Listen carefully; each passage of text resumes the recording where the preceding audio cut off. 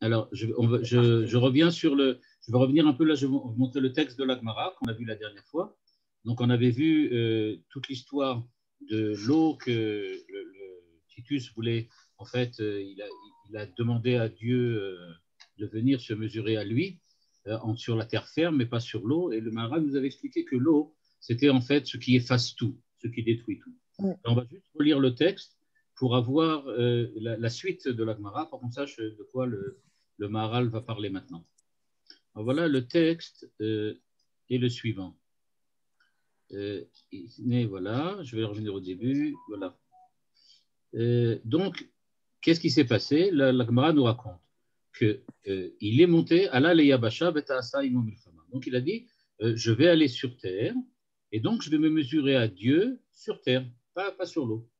Donc, il est monté sur terre et à ce moment-là, le Midrash, la Gemara nous raconte qu'est venu un moustique et qui est rentré dans le nez. Et Nakar Bemocho Shevashanim. Et ce moustique-là, il lui a fait des trous dans la tête, enfin, il lui a fait mal à la tête, enfin, je ne sais pas comment expliquer ça. En fait, il lui a donné des migraines ou il lui a fait vraiment mal physiquement pendant 7 ans. Et la Gemara raconte que Titus souffrait énormément de ce mot de tête, enfin, de ce qui se passait là-bas dans la tête. Et donc, un jour, il est passé devant un forgeron. Et au moment où le forgeron donnait des coups pour former le métal, le moustique s'est arrêté de lui faire mal. Il était effrayé, semble-t-il, ou quelque chose comme ça. Donc, il était effrayé par le bruit comment on appelle ça, par le bruit qu'il y avait là-bas dans la forgeron, là où était le forgeron, dans la forgerie. Et donc, parce qu'il était effrayé, il s'est arrêté. À ce moment-là, Titus a dit, ça y est, j'ai trouvé une méthode qui va me permettre de surmonter la douleur. Et donc, chaque jour, on raconte, la Gemara raconte, donc que chaque jour, il allait donc devant, il y avait un forgeron qui venait, qui donnait des coups de marteau, et ça permettait comme ça qu'il arrête d'avoir le bruit et que donc il ait plus mal à la tête. Et ce qui s'est passé à la suite, c'est que donc la Gemara nous raconte qu'il le donnait et il lui donnait 4 dinarim par jour, tous les jours. Et quand c'était un forgeron qui était juif, à ce moment-là, la Gemara nous raconte qu'il dit Dayecha shataroe besonecha. Il dit ça suffit ce que tu me vois moi souffrir. Okay, et donc, en fait, il ne le payait pas. Un truc comme ça. Donc, en fait, le forgeron goy, il lui donnait 4 dinars. Et quand c'est un forgeron juif, il ne lui donnait rien parce qu'en disant, voilà, tu as eu ton salaire en me voyant souffrir. Et ça a marché, en fait, cette histoire-là, que 30 jours. 30 jours, ça a marché. Mais après ça, ce qui s'est passé, c'est que le moustique, là, en question, il s'est habitué au bruit. Et ça lui faisait plus peur. Et donc, il n'arrêtait pas de faire mal à Titus, bien qu'il y avait le bruit du forgeron, et donc ça ne marchait plus. Et donc il en est mort, en fait, de cette histoire-là. Et la Gemara raconte, Amar Rabbi Pinchas ben Aruva, ligne 11, Ani haiti ben gdoloi romi otasha, ukshemet Titus patsu et mocho, ou matsubo shayitush gadal vaya que godel sipordror, mishkal shne slaim. Donc il dit, ce moustique, il était devenu grand comme un pigeon, sipordror, comme un pigeon qui pesait shne slaim, un gros pigeon, quoi. Il y en a qui disent non, en fait, non, il était comme un gozal, c'est aussi un petit pigeon, mais un plus petit, qui pesait shne litrine, 2 kilos, quelque chose comme ça. Amar Abaye raconte on a su que, en fait, le bec ou la bouche de ce moustique était fait de nefrochette, de bronze, ok, et plutôt de cuivre, pardon, et tsipornav, et c'est, je ne sais pas comment on peut appeler ça, les griffes oui. Les griffes de moustique ou de l'oiseau, on ne sait pas exactement, étaient en fer. Et donc, quand Titus est mort, Amar Léo, il leur a dit chez Yisrefou et Ishazé. Et donc, Titus a demandé brûlez mon corps, quoi. Et jeter les cendres. Dans le tiroir. parmi 7, disperser les cendres, on va dire comme ça. Disperser les cendres parmi cette mer, M-E-R-S, cette mer, afin qu'on ne retrouve que le Shelo Yimtsaoti Elokei Yehudim Veyamidenu Badin, pour que le Dieu des Juifs ne me retrouve pas et donc ne me juge pas. Donc voilà, ça c'est l'histoire que la Gemara raconte. Alors maintenant, le Maharal. Pardon? Shmuel, oui. Excuse-moi. Tout ça, c'est un midrash. On sait très bien que Titus a vécu au moins 14 ans après la prise puis de Jérusalem. D'accord. Ok. Et que... Oui, d'accord, j'arrête tout de suite. Le Maharal va en parler. Le Maharal va en parler, il va dire effectivement il y a des problèmes historiques, etc. On va en parler tout de suite. Donc en tout cas, c'est ce que nous raconte la Gemara. C'est ce que la Gemara raconte sur cette histoire de Titus. Ok.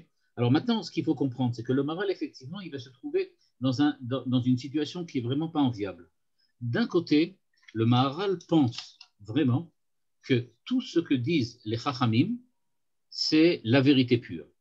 C'est-à-dire que pour lui, pour le Maharal, il n'existe pas de différence fondamentale entre ce que nous appelons la Torah Shebirtav et la Torah Shebalpé. Toutes les deux ont été données par Dieu directement. À partir de là, il n'y a pas de possibilité pour faire la différence, en tout cas d'un point de vue de la Kedusha, entre ce que disent les Chachamim et ce que dit la Torah. À partir de là, on arrive donc, quand les Chachamim nous racontent qu'il y avait un moustique qui est rentré et qui est resté là-bas et qui est devenu très gros, etc., le Maharal, a priori, se doit d'accepter. Ce qui se passe, c'est que le Maharal a écrit un ouvrage entier qui s'appelle Be'er Agola, et dans Be'er Agola, ou bien Be'er Agolé, on peut dire aussi, c'est-à-dire le puits qui était parti en exil, eh bien, dans ce livre-là, le Maharal s'attache à expliquer l'ensemble des Agadot de Chazal, c'est-à-dire l'ensemble des Midrashim, l'ensemble des Gemarot, dans le Talmud et dans le Midrash, qui semblent bizarres, dont cette Gemara aussi là. C'est-à-dire donc qu'il lui-même il s'est rendu compte qu'il va falloir montrer que ce que disent les Chachamim, c'est quand même vrai, même si ça semble bizarre a priori, à prime abord. Et c'est donc pour ça qu'il va toujours expliciter ou expliquer toutes ces Gemarot un peu bizarres, et il y en a encore beaucoup comme ça dans la Gemara, comme l'histoire d'un pigeon qui, quand il a pondu un œuf, ça a noyé, je ne sais pas combien, 10 000 villes ou un truc comme ça, des choses de ce style-là. Et donc tout ça, le Maharal lui trouve une explication qu'il appelle spirituelle, rouchanite, c'est-à-dire une explication selon le sens profond, le sens philosophique, le sens métaphysique, le sens kabbalistique de la Torah, et pas directement comme selon le sens littéral. Et c'est ce qu'il va s'attacher à faire ici aussi. C'est-à-dire qu'il est bien conscient qu'il y a quelque chose que du point de vue de la réalité, on a du mal à expliquer. Alors il va nous apporter en fait deux explications. Dans une explication, il va essayer d'expliquer que c'est vraiment un moustique. Dans une deuxième explication, il va nous dire, bon, et si admettons que le moustique ne soit pas un moustique, alors, qu'est-ce que veut dire le texte de la Gemara? C'est-à-dire qu'il va donc trouver un sens au texte de la Gemara, au-delà de la littéralité de ce que le texte dit. C'est ce qu'il veut essayer de faire. D'accord. Okay. Donc on va le voir tout de suite. Il va expliquer. Et à un moment, il va effectivement, il va amener notamment Menachem Azaria de Rossi, qui va lui aller à l'opposé complètement de la pensée du Maharal, puisqu'il pense qu'en fait les Chachamim ont parlé selon leur époque. On verra que c'est justement là-dessus que le Maharal n'est pas d'accord. Alors on va commencer par les trucs. Donc j'espère que vous avez le texte devant vous. Oui. Alors donc, ce que dit le texte. Première idée que le Maharal va expliciter, c'est qu'est-ce que c'est que les 7 ans que Titus a souffert? Pourquoi 7? On voit tout de suite que, à la manière dont le Maharal va l'interpréter, que pour lui, les 7 ans, c'est une représentation, c'est l'expression d'une idée particulière. Ce n'est pas du tout qu'il y a eu 7 ans ou pas 7 ans, ça ne nous intéresse pas. Mais si on dit qu'il y a eu 7 ans, c'est qu'on veut exprimer une idée particulière, un principe particulier. Voilà ce que dit le Maharal. Mispar Sheva Shanim, ou Ribouy Shanim, et il termine le petit paragraphe en disant Arek mispar Ribouy ou Sheva, davarze en mekomo, velachen aya menaker berucho Sheva Shanim. C'est-à-dire, le Maharal nous dit, quand on utilise le chiffre 7, et ça revient très souvent sous la plume du Maharal, quand la Torah ou les Chachamim utilisent le chiffre 7, c'est qu'ils veulent dire beaucoup.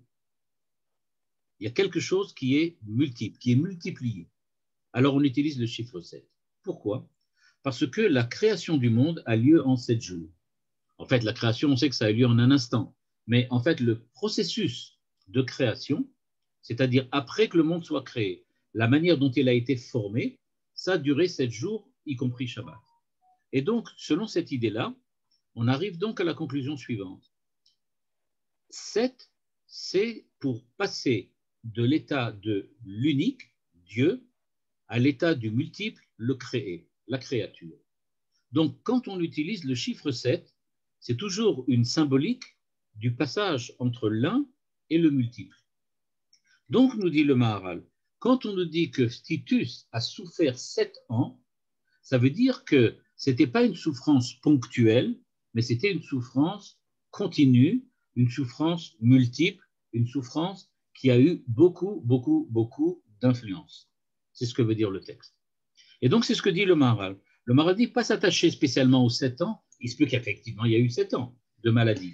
Mais il n'empêche que quand on veut dire 7, on dira toujours quelque chose qui est passé de l'un au multiple. Et donc, c'est ce qui s'est passé ici. Donc, Titus n'a pas eu une maladie qui s'est ponctuellement dans le temps ou peut-être même ponctuellement dans l'espace, mais c'est quelque chose qui s'est répandu à la fois dans le temps et peut-être aussi dans le corps. En tout cas, Sheva Shanim, dans le temps, c'est-à-dire quelque chose qui a duré beaucoup de temps. C'est la première idée. Deuxième idée que le Maharal explique donc, pourquoi raconte toujours cette histoire de Titus, Nikar Bemocho. Donc il a fait des trous dans le cerveau. Dit le Maharal, Kvar amarnu lecha, ki arasha haze aya mechabel ou mashrit yoter mikol hareshaim, kemo shegeder aparochet. On a vu que la volonté de faire du mal de Titus était une volonté presque supérieure. Il n'y a personne d'autre qui a fait la même chose que lui. Il avait véritablement une volonté exceptionnelle, au sens que c'est vraiment une exception. Il n'y a personne comme lui. Et donc, dit le Maharal, il représente quelqu'un qui voulait faire le mal, mais le mal absolu, vraiment, être véritablement à l'opposé de ce que la Torah voulait nous dire. Et donc, en étant à l'opposé de ce que la Torah veut nous dit le Maharal, eh bien, Lefichach Akadosh Baruchu Nifra Mimenu Bemidato. Et donc, en réaction à ce qu'a fait Titus, Dieu va faire la même chose que lui a voulu faire, à savoir, Shayitu Shaya Menaker Bemocho. C'est-à-dire, le moustique en question représente la façon dont Dieu a choisi pour détruire complètement Titus, de la même manière que lui a voulu détruire complètement Israël ou complètement le temple et la présence divine. Donc il s'agit véritablement, dit le Maharal, de quelque chose qui est Mida Keneged Mida. De la manière dont Titus a agi, Dieu a réagi. Pardon? Et Dafka avait quelque chose de très petit. Dafka, le Mida Keneged Mida, ça s'est fait avec quelque chose de très petit comme un insecte. D'accord. Ce que veut dire le Maharal, c'est que peut-être que l'insecte, bon, comme tu dis, nous donne l'impression d'être quelque chose de tout petit, de pas très important. Mais il dit quel était le but de cet insecte?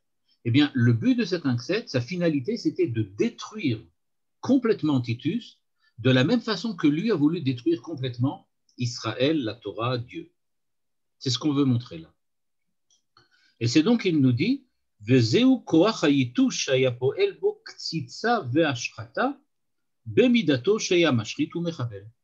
De la même façon que lui voulait absolument tout détruire, de la même manière, Dieu lui a envoyé un moustique, et petit, grand, tu as raison, il est petit, mais ça ne change pas qu'il a voulu détruire absolument, il avait pour rôle, son rôle, c'était de détruire complètement Titus. Et donc, c'est ça le but. Donc, on revient à l'idée du truc. Ça dure 7 ans. On parle de multiplication, c'est-à-dire le fait que ça dépasse très largement le cadre d'une maladie ponctuelle, et ça veut dire surtout quelque chose qui est, on va dire comme ça, multiple, infini, dont il y a beaucoup d'influence. Deuxièmement, il s'agit de quelque chose qui est censé le détruire complètement.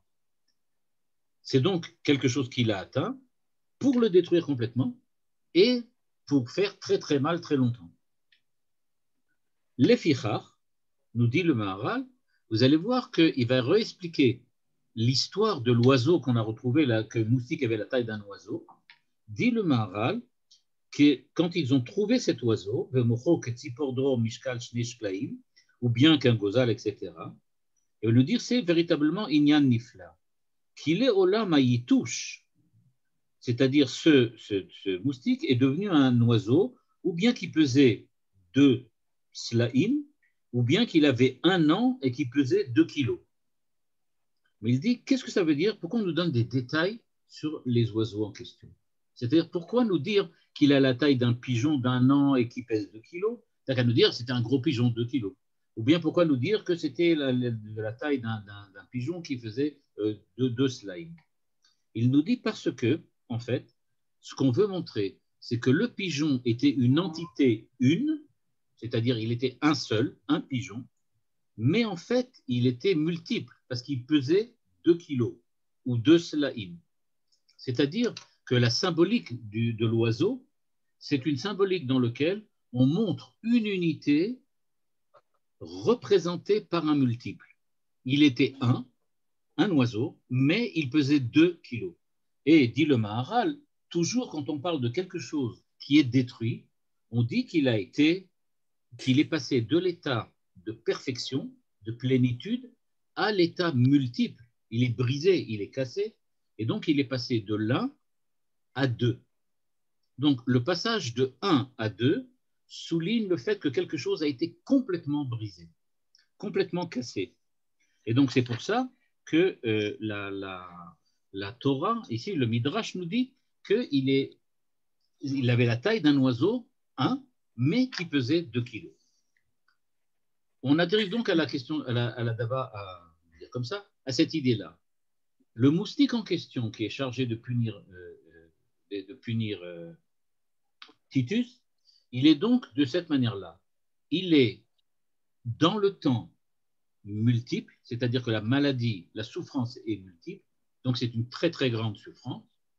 La souffrance ici, comme on a dit, c'est les 7 jours. 7 jours indiquent la multiplicité, donc multiplicité de souffrance. Deuxièmement, le fait que ce moustique soit devenu quelque chose de 1 qui est 2, ça indique bien ce qu'on pensait, à savoir que le rôle du moustique était la destruction totale de ce qui faisait l'unité de Titus.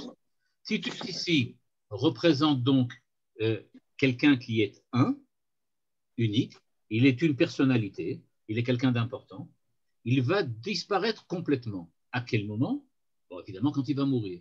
Mais on voit dans la punition que Dieu a donnée qu'il utilise donc ce moustique, d'une part, en multipliant indéfiniment la souffrance, et deuxièmement, en faisant passer Titus d'un état d'unité, d'unification, à un état de multiplicité, c'est-à-dire qu'il fait passer de l'1 au multiple, de l'1 au chiffre 2. Et le Maharal va nous montrer tout de suite que le chiffre 2 indique, dans la symbolique du 2, du double, du duel, ça indique toujours le multiple. Donc, il y a 2 manières de montrer le multiple. Il y a le multiple 7, qui est comme les 7 jours de la semaine. C'est pour ça que Titus a été malade pendant 7 ans. Et il y a le multiple 2. Alors maintenant, quelle est la différence, ou quel est le rapport, ou la relation entre les deux, pour qu'on comprenne alors qu'est-ce qu'il est ce moustique? Est-ce qu'il est 7 ou il est 2? Pourquoi y a-t-il donc en fait une symbolique du multiple qui est a priori redondante? Puisqu'on a dit que ça dure 7 ans, on a compris que c'est multiple. On comprend effectivement que le rôle du moustique était de le faire disparaître complètement, de le faire complètement anéantir Titus. Alors pourquoi préciser encore une fois qu'on est passé de l'1 au multiple? On l'avait déjà compris avec le chiffre 7. Donc, est-ce que d'abord c'est clair la question? Non, c'est pas clair. Oui, c'est clair. Okay. Alors maintenant, je vais expliquer. Ce n'est pas écrit dans le Maharal, mais il faut bien que je fasse quelque chose qui ne soit pas écrit dans le Maharal, sinon vous n'aurez pas besoin de moi. Et donc, l'idée, elle est la suivante. Il y a 2 manières de passer de l'1 au multiple. On peut passer de l'1 au multiple ou revenir du multiple à l'un. Quand on parle on va dire comme ça, du processus qui prend quelque chose d'unique et qui on va dire comme ça, le défait complètement, qui lui enlève complètement l'unité, on dit qu'on passe dans la symbolique du deux, c'est-à-dire l'un devient deux. Le deux, c'est-à-dire le duel, la dualité, représente la contradiction absolue de l'un. Donc on passe de l'un, de l'unique, de l'unité à deux, c'est-à-dire qu'on a détruit complètement la présence de l'unité. À partir du moment où il y a deux représentants, alors nécessairement, il n'y en a plus un, mais il n'y a plus aucune unité, parce que chacun des deux n'est pas un, il n'est que on va dire comme ça, le vis-à-vis de l'autre. Donc on ne peut plus définir chacun des deux comme tout seul. Plus aucun d'eux ne sera seul. Ils sont définitivement deux. Donc ce qui était un n'existe plus du tout. Devant nous, on a deux. Quand on dit qu'il y a deux, donc c'est quelque chose qui est définitivement coupé. Il y a l'un en face de l'autre. Par contre, et ça le Maharal l'explique aussi par ailleurs, quand on parle de sept, alors on parle de quelque chose qui est multiple, mais qui en fin de compte se referme sur une unité.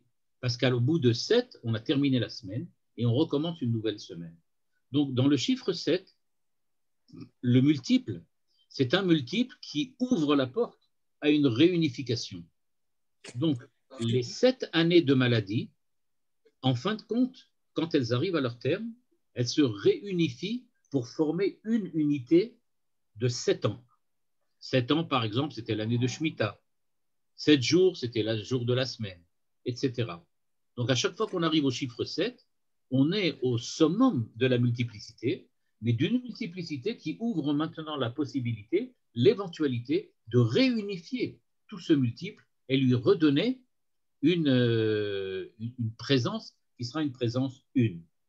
Par contre, quand on parle du passage de l'un à deux, alors on parle nécessairement de briser, d'anéantir une unité complètement et ne la laisser que sous la forme du multiple. En gros, oui, j'ai cru entendre quelque chose. Oui, c'est moi. Oh ouais, vas-y. D'accord, je posais la question. Pourquoi voir le 2 comme une dualité et non pas comme une complémentarité du 1?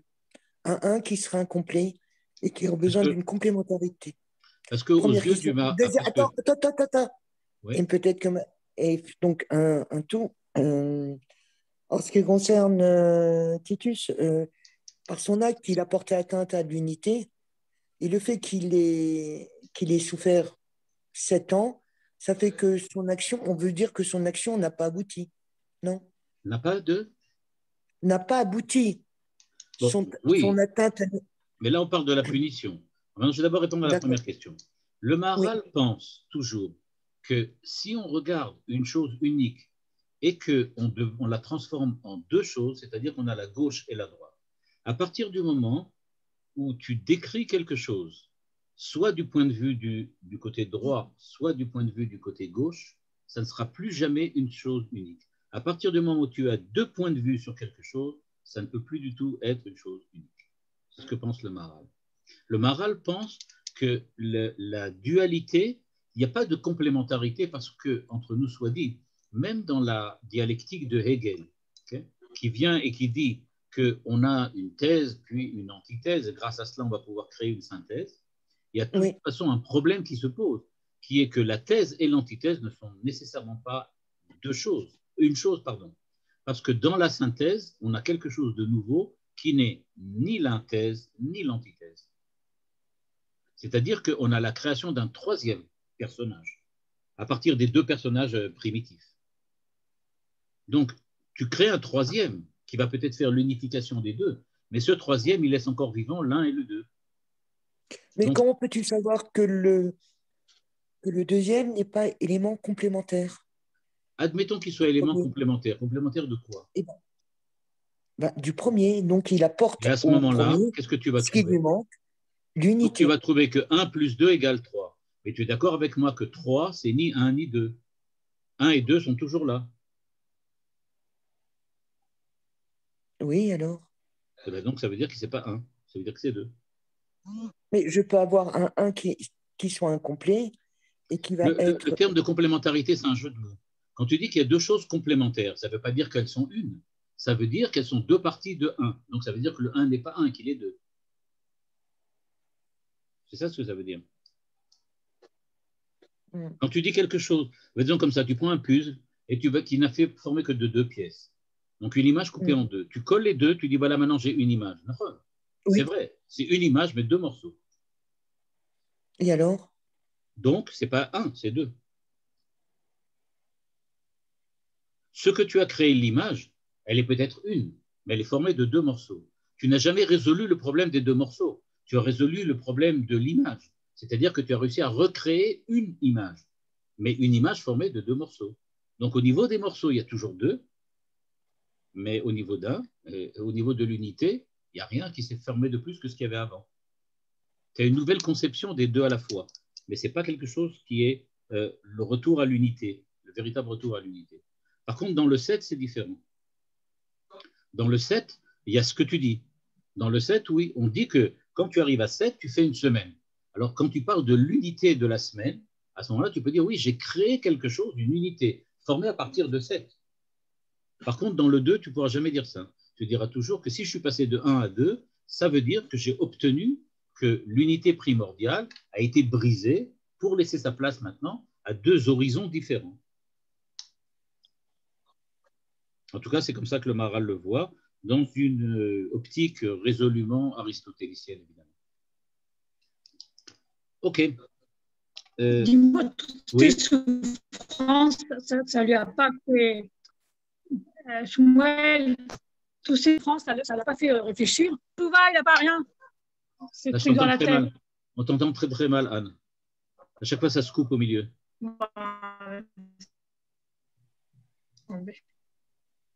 Elle a dit si la souffrance ne lui a pas fait mal à la tête. Si la souffrance ne l'a pas ramené à une mise en cause de son action. Si ça n'a pas ramené une mise en cause, d'accord. Est-ce qu'il a fait tchouva? J'ai dit toutes ces souffrances qu'il a eues, ça l'a pas… Non. On voit bien d'après le test que ça n'a pas changé grand-chose. Voilà. Ça n'a pas changé grand-chose. Parce que ce qu'il a essayé, c'est d'éviter la souffrance. Mais d'un autre côté, quand il a évité la souffrance, à la fin de sa vie, il a dit, il va disperser mes cendres pour que je ne sois pas jugé. C'est-à-dire que je ne regrette rien. Je ne regrette absolument rien. Je continue à persister. Je persiste et signe, comme on dit. Mais sur le plan historique, on sait très bien que ça ne s'est pas passé comme ça. Le plan d'historique ne nous intéresse pas, dit Maharal. Mais puisqu'on connaît la tombe de Titus, il a même créé un arc de triomphe. Et ça ne nous intéresse pas. Le Maharal dit que ce n'est pas ça l'idée que les Chachamim veulent dire. L'idée des Chachamim est que la punition de Titus, ça a été qu'il a perdu, on va dire comme ça, ce qui fait son unité, ce qui fait son identité, et qu'il est tombé, on va dire comme ça, il a disparu, il a été anéanti. C'est comme ça que le Maharal le voit. C'est ça ce que les Chachamim veulent dire ici. Maintenant que historiquement il était ce qu'il était ou ce qu'il n'était pas, tout de suite on va voir, il va en parler, mais c'est pas ça qui nous importe. Ce qui nous importe, c'est le message que le Chachamim veut essayer de nous faire passer au sujet de Titus, et pas tellement le Titus historique. Donc le message serait que celui qui porte atteinte à l'unité de Dieu, sa punition, c'est perdre sa propre unité. Exactement, c'est ce que veut dire. C'est-à-dire que la remise en cause de l'unité par Titus a entraîné que lui aussi a été remis en cause du point de vue de son unicité. A perdu sa propre unité. Si on peut dire ça comme ça, oui. C'est Mida Keneged Mida. Mais c'est exactement ce que dit le texte. C'est exactement ce que dit le Maharal. Mida Keneged Mida. Ce qu'il a voulu faire, lui a été fait, lui a été donné. Et le Maharal apporte une idée, il apporte une source pour essayer d'expliquer pourquoi la dualité est le signe d'une multiplication, on va dire de cette manière-là, ou en tout cas le signe d'une division, d'une scission. Il nous dit, au sujet du deuxième jour de la création du monde, Lo ne'emar beyom hasheni ki tov. C'est-à-dire, quand on regarde les 7 jours de la création, on voit que chaque jour, Dieu a regardé ce qu'il a créé et il a dit, voilà, c'est bien.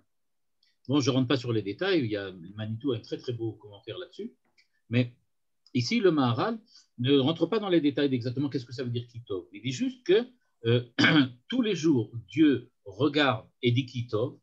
Comme dirait Manitou, ça veut dire ça correspond plus ou moins à ce que j'attends, du point de vue du projet divin. Maintenant, dit le Maharal, le texte de la Torah, quand il arrive au second jour de la création, n'écrit pas Tov. C'est-à-dire que Dieu ne voit rien de bon là-dedans. Il n'a rien vu de bien. C'est pas ça. C'est pas ça que Dieu attendait. Pourquoi? Parce que Dieu est pour l'unité, pense le Maharal.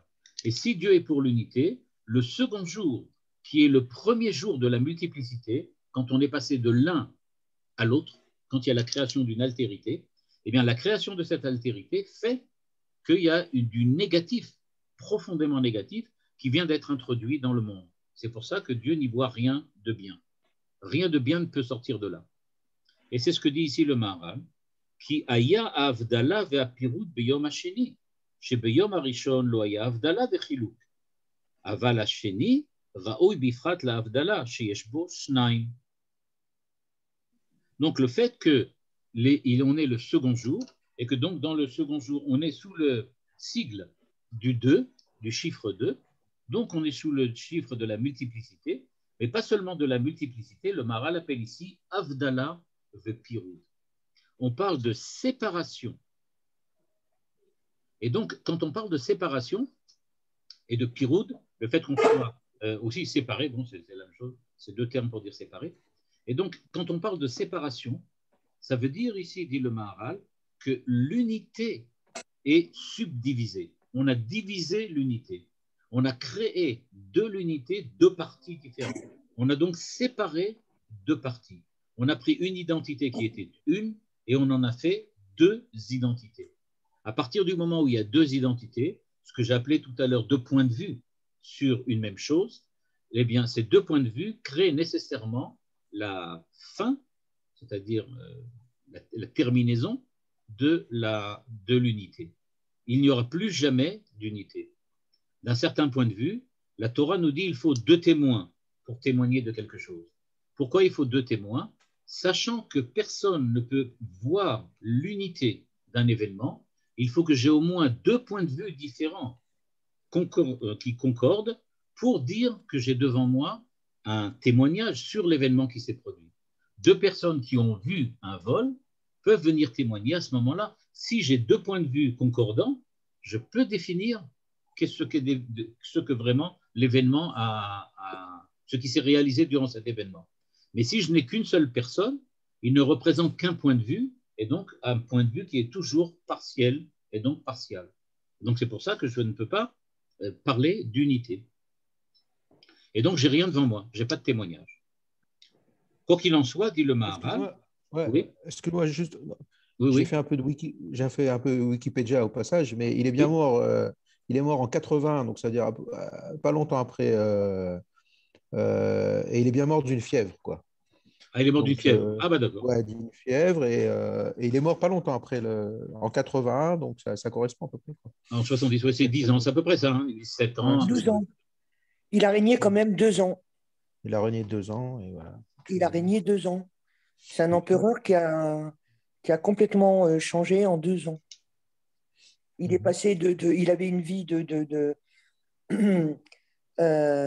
dépravation, et quand il est devenu empereur, il apprenait puis la justice sociale, etc., etc. Enfin, c'est ce que je me souviens de mes versions latines. Comme j'ai dit, on va voir tout de suite, le Maharal va en parler. Le Maharal va en parler tout de suite dans le prochain passage, justement, on va y arriver. Et c'est là où, si vous avez dans votre texte à vous, il dit Ve'im lo hayaze yitush gashmi, en ze ushya. C'est-à-dire, le Maharal dit, et si maintenant, il n'y a jamais eu de moustiques comme ça, il n'y en a jamais eu, de toutes les façons, ce n'est pas un problème. C'est-à-dire, dit le Maharal, ça nous importe peu en fin de compte. Ce n'est pas ça qui nous gêne. Le fait qu'il y ait eu ou il n'y ait pas eu de moustiques et qu'il soit mort effectivement d'un moustique comme ça, ou comme vous avez dit, d'un point de vue historique, qu'il serait mort d'une fièvre ou un truc comme ça. Il dit pourquoi? Ki yaze koach yitush mufshat min hagashmi, vaya koach haze poel ki'ilu haya yitush mamash, vaya koach haze koach shalem, mashrit u'mechavel.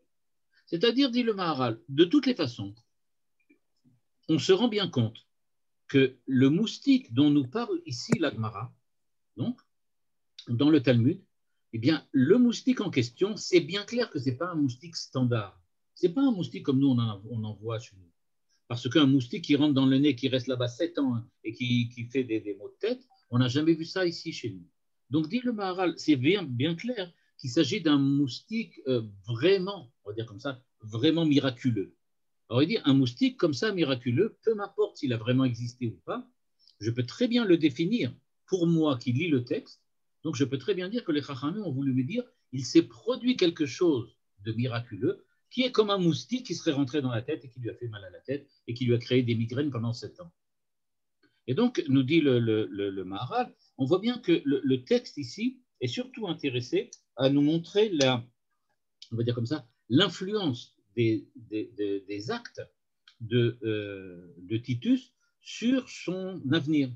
Le fait qu'il ait agi de telle manière par rapport au temple, quand il est rentré dans le Saint des Saints, qu'il a pris ensuite, et avec la prostituée, qu'ensuite il a pris le rideau, etc., quand il a fait tout ce qu'il a fait, eh bien, c'est cela qui a provoqué que par la suite, Dieu l'a puni en lui donnant une maladie. Alors maintenant, cette maladie, elle est véritablement en relation, en rapport avec ce qu'il a fait, et c'est ce que le texte de la Gemara essaye d'expliciter en disant qu'il y a eu un moustique. Mais dit le Maharal, ce n'est pas gênant s'il n'y en a pas eu de moustique. Ce qui est important, c'est que la Gemara met en relation ce qu'il a fait avec ce qui lui est arrivé. Je voulais peut-être dans une autre histoire, peut-être complètement différente, mais qui est aussi importante, c'est le sujet de Megillat Esther. Très souvent, quand on lit Megillat Esther, on a l'impression de ne pas vraiment comprendre ce que les Chachamim de la Gemara disent quand ils disent que, par exemple, ce qui est arrivé aux enfants d'Israël au moment de Purim, c'est parce qu'ils ont accepté de participer au festin d'Assuérus qui est raconté dans les premiers versets de la Megillat Esther. Donc, dans le livre d'Esther, on nous raconte 2-3 premiers versets qu'il a fait un festin et que Israël y a participé. Et on nous dit ensuite, tout le décret d'Aman est venu à cause de ce qu'ils ont fait. Alors maintenant, quand on regarde d'un point de vue chronologique, le temps qui s'est passé entre le festin en question et Aman, il y a environ 12 ans qui se sont passés. Okay, à peu près.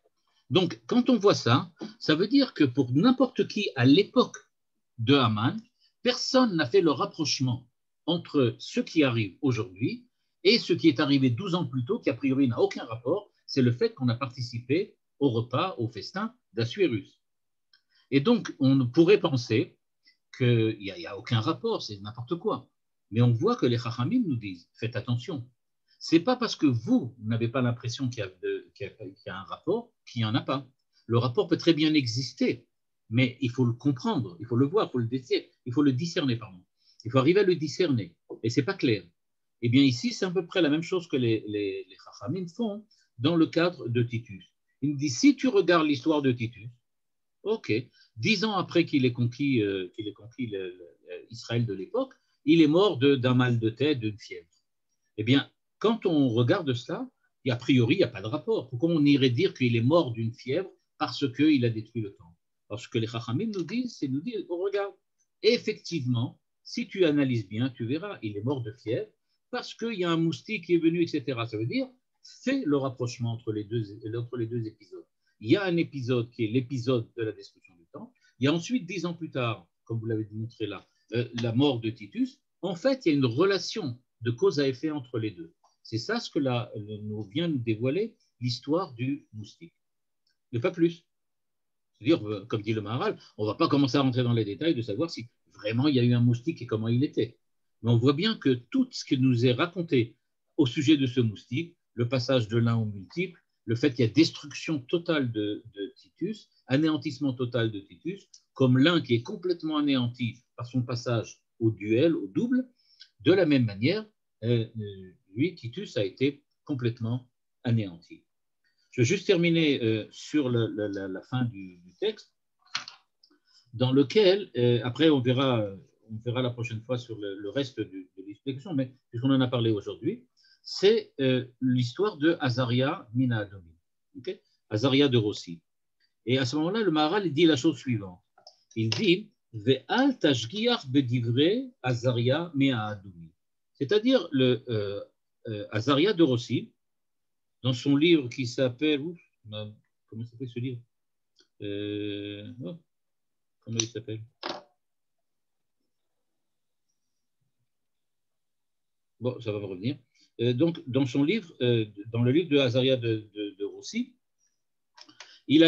Azaria de Rossi a une position, on va dire comme ça, très extrémiste par rapport au Maharal, véritablement à l'opposé complètement du Maharal.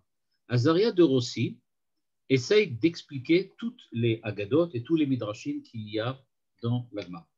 Mais lui, il pense que la Torah chez Be'al Peh n'a pas été donnée au Sinaï, c'est-à-dire n'a pas été donnée par Dieu directement à Moshe, mais elle consiste en, on va dire comme ça, l'intelligence et la rationalité des Chachamim qui, petit à petit, ont explicité de manière rationnelle ce qui est arrivé ou ce qui est explicité ou écrit dans la Torah. C'est-à-dire que pour lui, la Torah chez Be'al Peh, c'est un travail d'exégèse humain qui a été entrepris par les Chachamim à toutes les époques, selon des critères bien précis qu'on peut admettre peut-être qui a été donné par Moshe. Okay? Et donc, ce qui se passe, c'est la chose suivante. Pour Azaria de Rossi, il se peut qu'il y ait dans la Gemara des éléments qui soient des éléments que les Chachamim ont pris de leur époque, c'est-à-dire des croyances qui venaient de leur époque, des idées qui étaient courantes à leur époque, et un certain nombre de, on va dire comme ça, de vérités qu'ils croyaient permanentes, parce que c'était les vérités scientifiques de l'époque. Et donc, puisqu'il existe, d'après Azaria de Rossi, une influence de la culture, on va dire comme ça, de la culture synchronique aux Chachamim sur la pensée des Chachamim, il n'y a pas de mal à dire que les Chachamim ont inventé un certain nombre de trucs que nous, on ne reçoit pas parce qu'on se rend bien compte que ça n'existe pas ou que c'est faux. C'est pour ça que certaines vérités historiques ou scientifiques qui n'existaient pas à l'époque des Chachamim et que les Chachamim donc ne connaissaient pas et que les Chachamim ont donc ignoré puisqu'ils ne pouvaient pas les connaître et qu'ils ont exprimé d'autres vérités qu'aujourd'hui on sait complètement fausses, ça n'empêche pas de dire aujourd'hui que les Chachamim se sont trompés et que ce qu'ils ont dit est faux complètement et que nous, on a une autre réalité. Pour nous, la réalité est différente et que on va suivre nos connaissances scientifiques, nos connaissances historiques, etc. C'est pour ça que Azaria de Rossi, quand il arrive à cette histoire du moustique, il prend ça au pied de la lettre. Et il dit, si c'est vraiment un vrai moustique, parce que lui il pense que les Chachamim ont inventé ce midrash-là, ils en ont fait une espèce de mythe, et il dit donc, puisque les Chachamim ont inventé un mythe de moustique comme ça, on sait très bien que c'est du pipeau, parce que, en fait, il ne peut pas avoir de place dans le cerveau pour faire rentrer un oiseau entier. Ça ne rentre pas là-dedans. Même si quelqu'un a une tumeur, ça ne peut pas être de cette taille-là. Donc, on voit très bien que ça ne peut pas exister, et donc ce sont les Chachamim qui se sont exprimés de manière mythologique, mais ça ne correspond à absolument aucune réalité. Là-dessus, le Maharal dit, je ne suis pas d'accord avec Azaria de Rossi, et il appelle ça d'une horreur. Enfin, il le cite avec il est très, comme ça, lui aussi extrémiste contre Azaria de Rossi. Et il dit ce que dit Azaria de Rossi, c'est véritablement de l'hérésie, c'est une horreur, c'est quelque chose d'insupportable. Pourquoi? Parce que le Maharal a très bien discerné chez Azaria de Rossi que l'idée est que la Torah chez Be'al Peh est en fait relative à l'époque où elle a été écrite. Et ça, pour le Maharal, c'est ça l'hérésie totale. Parce que la Torah chez Be'al Peh est permanente. Pardon, pas permanente, elle perdure, elle est éternelle. Et donc, si la Torah chez Be'al Peh est éternelle, il est absolument impossible de dire que les Chachamim se soient trompés. Ça veut dire, dit le Maharal, que Azaria de Rossi n'a pas compris que les Chachamim ne parlaient pas au sens littéral, mais qu'ils voulaient exprimer une idée, une relation, la relation entre ce qu'a fait Titus et ce qui lui est arrivé. Mais ils n'avaient pas l'intention de dire qu'il y avait véritablement un vrai moustique là-bas. Et c'est donc pour ça que quand il parle du vrai moustique, en disant « et si maintenant on dit que ce n'est pas un vrai moustique, ce n'est pas grave », et il ramène tout de suite Azaria de Rossi en disant « regardez, Azaria de Rossi a pris tout ça au sérieux, mais il s'est complètement planté. Ça n'a aucun rapport, dit le Maharal. ça n'a aucun rapport avec la réalité. L'essentiel, c'est l'idée. C'est ce qu'il appelle, lui, Rouhani. C'est le terme qu'il utilise. C'est-à-dire au sikhli, c'est un autre terme. Il dit que les idées des Chachamim sont sikhlim. Ça veut dire que c'est quelque chose qui relève du niveau de la Gdusha, on pourrait dire, nous, de la métaphysique. Il dit donc, en fait, les Chachamim s'expriment d'une manière métaphysique, et c'est pour cela qu'ils disent, par exemple, qu'il y a eu un moustique là-bas. Mais c'est un moustique métaphysique, ce n'est pas un moustique véritable. Et donc, il n'y a pas lieu, comme le pense Azaria de Rossi, de remettre en cause la source divine de la Torah chez Baal Pé, sous prétexte qu'on a trouvé chez les Chachamim des choses qui nous semblent anhistoriques ou anti-historiques. Il dit c'est complètement idiot de faire une chose pareille. En fait, les Chachamim n'expriment jamais des choses qui sont contre l'histoire, parce que ce qui importe aux Chachamim, c'est l'aspect métaphysique, l'aspect kadosh, de sainteté des choses, et pas du tout l'aspect historique. Et donc c'est pour ça qu'il dit qu'on n'a rien à faire, en fait, avec les explications de Azaria de Rossi. Et voilà. Donc voilà, si vous avez des questions, donc la prochaine fois on continuera, il va nous parler sur l'histoire du forgeron et de ce qui s'est passé par la suite. Et après cette idée-là, on va, il y a encore un petit peu d'explications sur cette Agada, et on va commencer après ça le Pérec 6, dans lequel il va parler encore d'autres Agadot. Peut-être qu'on va sauter le Pérec 6 et le Pérec 7, et qu'on va commencer à parler vraiment de la Galoute et de la Géoula, puisque c'est ça le sujet, et que peut-être plus tard on reviendra sur les Agadot du Khorban, comme vous voulez. Bon, en tout cas, Bruchim Tiyu. Toda Rabba. Bye. Bye. Bye bye. Merci. Vous voulez dire quelque chose, Ruthie? Oui. Oui, qu'est-ce que tu voulais dire? Non. Je parlais avec quelqu'un d'autre. Ah, d'accord.